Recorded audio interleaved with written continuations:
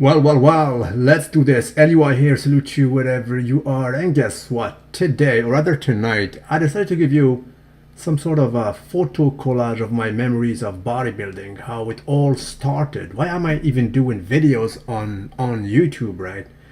Well, it all started, more or less actually, already more than 25 years ago, more than a quarter of a century ago. I was not even an adult. I was about 15, 16 back then, and I stumbled on magazines given to me by a school friend of mine. He brought them from his uncle, right? Well, most of them were from the 80s, right? But nonetheless, I started to collect some posters back then. They were quite popular in the early 90s. They were in the central pages of these magazines, and the one I had are the one you're looking at right now, namely of that of Arnold Schwarzenegger in black and white. I had this one too.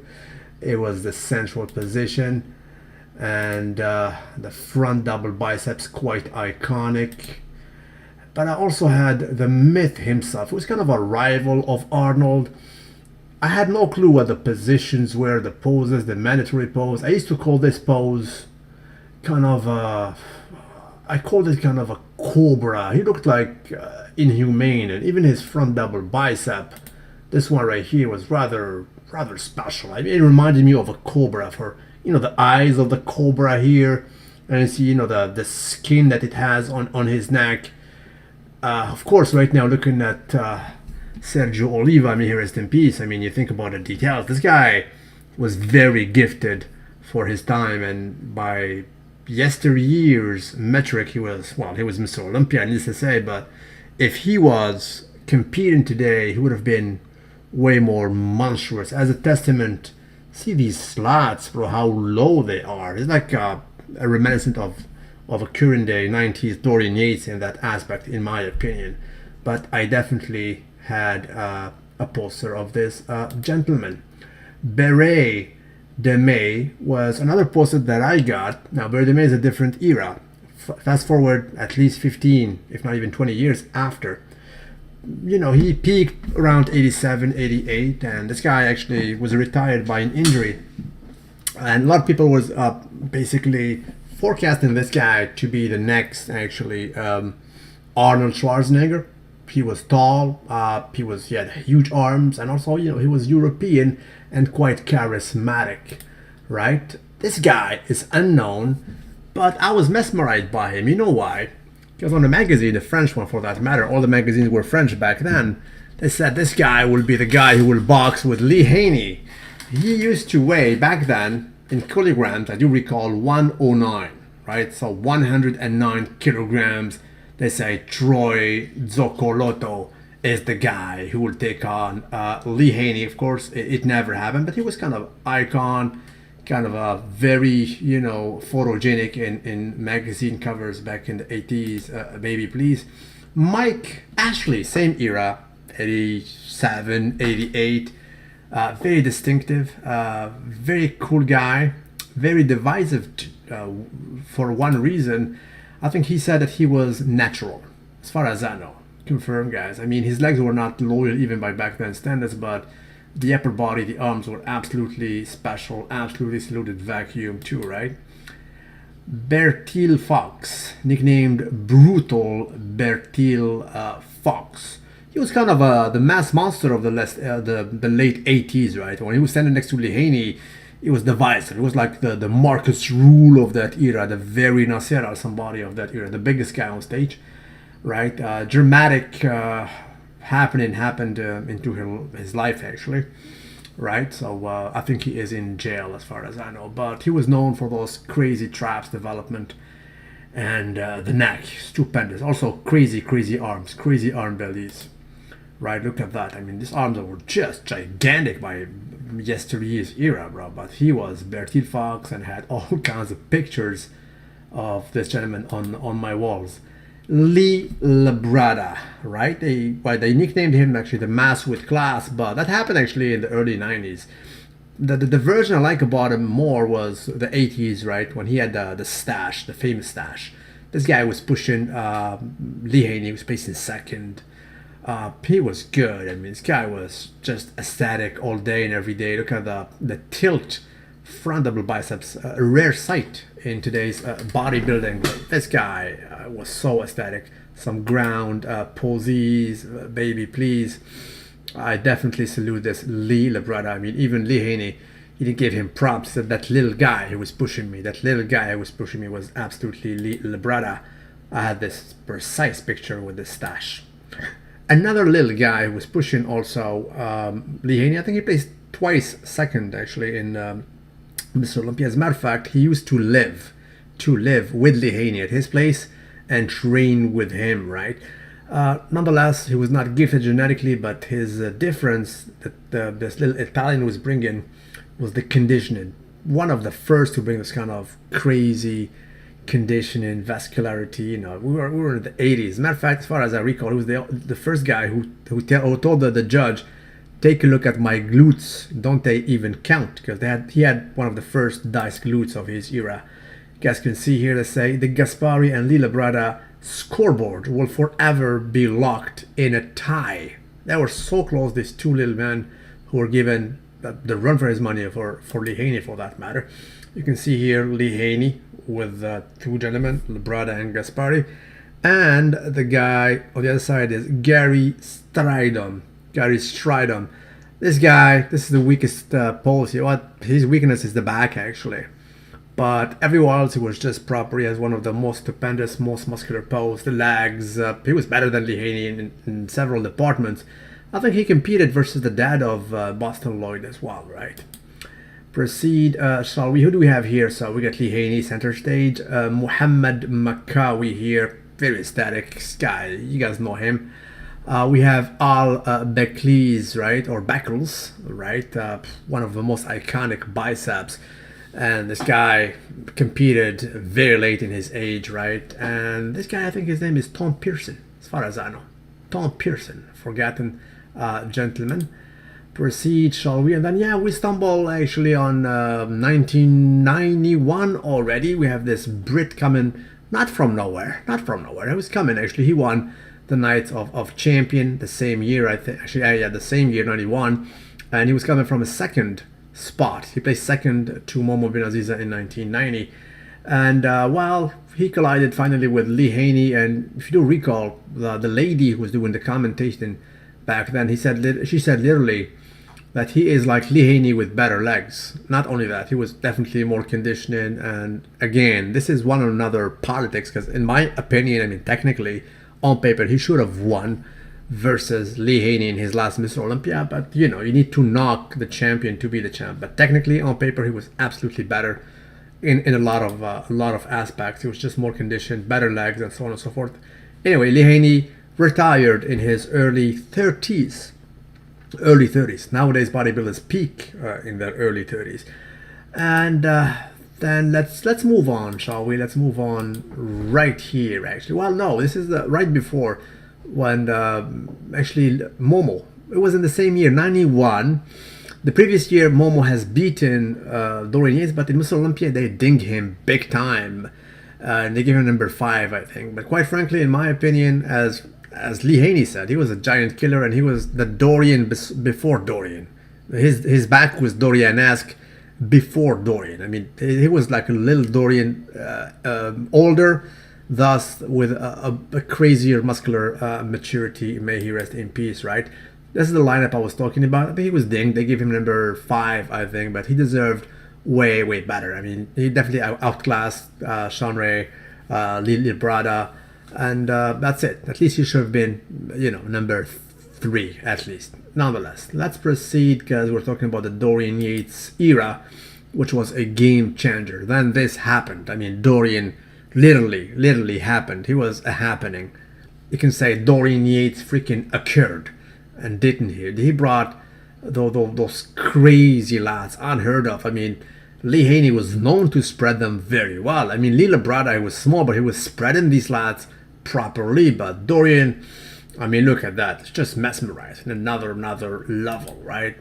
And then we're already in 1993, man. I was in Algiers back then, Algeria, North Africa, man. And that was a Flex magazine that just appeared out of nowhere. I think it was the month of July. Version, man. Damn. About 6 pictures, if I do recall. 6 or 9, correct me if I'm wrong, boys. But tell you what, man. 93, I was like, what? I was 17, right? 1993. We were, wow, is this real life? We've never seen this. I mean, look at the shoulders, almost as big as the head in this perspective. And look at the back development. The glutes were not, nobody was showing the glutes. I mean, I said, you know, Rich Gaspari showed them once, but nobody, everybody was covering. Everybody was, you know, was still in the early 90s, man. But look at what he has done. Look at the calf development, the conditioning, the tie-in between the hamstring, which are just crazy in themselves, and the glutes, and the back is wow. 269 was the weight. Okay, to put this in perspective, right? Because later in, after his retirement, I do recall this. Dorian, don't get mad. I do recall this. He has been asked actually on a very popular magazine, bro, what did you consume back then? He said, bro, I was consuming the usual. So we're talking about the regular anabolic chicken, right? Like the vitamin S. He gave the name of everything. I mean, he was really open-minded about it. But I do recall this vividly. He said, bro, I did not consume, you know, that the gangster shit. You know, the G thing, like it's a G thing, you know, the gangsters. That's it. You guys know what I'm talking about. He said, no, I was not taking it. I was just taking the usual. But, however, on record, later, actually, years later, I do think that he confessed that he took that, the gangster shit, you know what I mean? That's it. And it was literally a crazy metamorphosis, baby, please, from the 1992. And in my reckoning, it was because he was just being pushed by Kevin. He saw Kevin coming, so he had no choice but to create this. And the change was rather drastic. It was, look at it, between 2 years, unrecognizable. Look at the forearm development. This was the last year actually where his arm, actually the biceps was still intact, the left one for that matter, who he damaged in a rowing exercise for all exercises, right? His famous row, by the way, I think. But yeah, I mean, from a kid to a monster, literally, he was already Mr. Olympia, but he just took it to another level. And Sean Ray, who on record was not the biggest fan of him back then. He was the biggest critic of everybody, pretty much, especially him. He said when he came to 93, he killed us all. There was another guy called David Dirth. You guys know him. He's about 53 now, a blonde bodybuilding of old. He said, bro, I can win versus Sean Ray. I can see myself win versus Kevin Lavroni. And he named a lot of bodybuilders. He said, bro, Dorian Yates, even if you put me with him with guns in an elevator, I cannot beat that guy. I mean, he's just on another level. That's it. And then, of course, even the best version of Flex Wheeler 1993, coming from 2 wins in a row, Iron Man and Honor Classic, was not enough to outclass Dorian. Dorian took that basically Sandow, and it signaled somehow the retirement of Lee Labrada. You can see him here. His era was ending pretty much this year. He placed second twice to Flex in Ironman, also in Arnold, and he was very good. You can take. I just took a look right now before doing this video. I was taking a look at a video of Lee Labrada 1993 Arnold Classic. It was the biggest. So this Lee Labrada here is the biggest. His arms progressed. Better to know, this is not the stash era. This is deep in the 90s. 90, he was bigger, but the game changed, right? Mike Matarazzo, rest in peace. Of course, Sean Ray is here. There was another guy here who was in attendance, right? It was actually Lee Haney, who was still young. He was probably like 34 or 35 then. He was retired since 2 years. So better to know, he was Mr. Olympia in 91. So this is just 2 years later. They asked him, bro, can you come back and compete and beat these guys? He literally said, no, I have no business to do with these monsters now. So he was talking about Dorian, of course, and also Flex Wheeler. The level was elevated, right? But this was a turning point, or rather a crossing road for bodybuilding. It could have went this way or this way. This way or this way. And of course, Dorian was still loyal here. His bubble gut was not there. So it went this way. Hardness, mass, the most massive on stage. and he still beat and bullies everybody. Granted, he was not the heaviest on that stage because that was Lou Ferrigno competing there. And the smallest guy there, his name was Flavio Baccianini. He was the smallest guy. And there was Lou Ferrigno there. They did some posing. It was quite special. Nonetheless, Momo passed away probably almost a little bit more than a year before this. I think he was in Netherlands. And it was the crossing road. This guy right here, single-handedly, knowingly or unknowingly, however, he's one of the most intelligent bodybuilders I know. He's very charismatic. He changed the game until today, for that matter. So this happened. Kevin was there, relaxed. There was no bubble gut. There was no bubble gut in that era. The best version of the caricature, the Sultan of Symmetry, was not able to sway the bodybuilding road, for that matter, the roadmap for this. Now looking at Dorian, I see some flaws. I mean, the bicep, quite frankly, I do not think it is only genetic. It has to do with stretching, right? The bicep, we have two bicepses, right? The biceps here, and also we have the biceps named the hamstrings, who act exactly as the biceps downstairs. They contract, right? And both of them, in my reckoning, with age now and with experience, talking to a lot of trainers, big gurus, and myself, I do believe generally that they need stretching efficiently. And I think that Dorian was not probably doing it properly. I think he could have been way better. And they act on everything. They even influence the sway of the tricep, the injuries, and so on and so forth, the chest, and that's it. I think his stretching was not that loyal. Nonetheless, it was his best year, even by his reckoning, and I do agree. Proceed, shall we? 1994 already. The dead now Night of Champions. You can call it New York Pro. This was it. Mike Francois. Allow me to say it in French because Francois is a French name. But that guy coming from a lifting slash powerlifting background, he was a power lifter. He came in and he became a successful bodybuilder. Hence, he won the show versus who? Versus Nasser El Sombati with his accent.